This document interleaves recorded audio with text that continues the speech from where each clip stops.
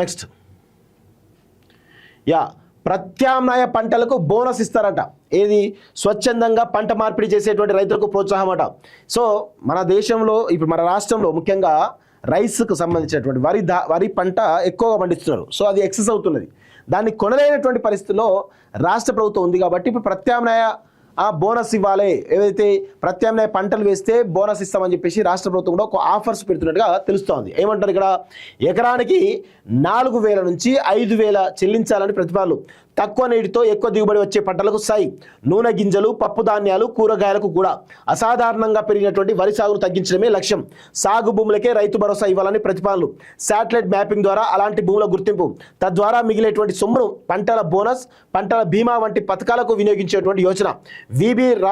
VBG Ramji అమలు, SBI caps తదితర కీలక అంశాలపై నేడు రాష్ట్ర మంత్రివర్గ సమావేశంలో చర్చ అంటూ చూస్తున్నాం. సో వీటన్నింటిపైన కూడా అంటే ప్రత్యామ్నాయ పంటలు వేస్తే ఎకరానికి ఇన్ని 4,000 5,000 ఇస్తామనేటువంటి ఒక ప్రపోజల్ను ఈరోజు మంత్రివర్గ సమావేశంలో డిస్కస్ చేసి చెప్పేటువంటి అవకాశం అయితే ఉంది.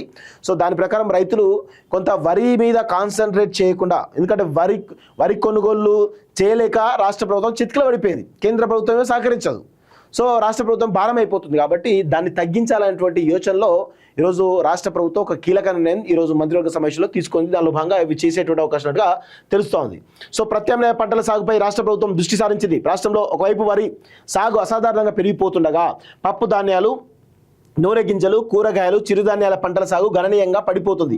ఈ నేపథ్యంలో వరిని అవసరం మేరకు ఉత్పత్తి చేసుకుని దిగుమతి చేసుకున్న ఇతర ధాన్యాల విషయంలో స్వయం సమృద్ధి సాధించేలా ప్రణాళికలు రూపొందిస్తుంది.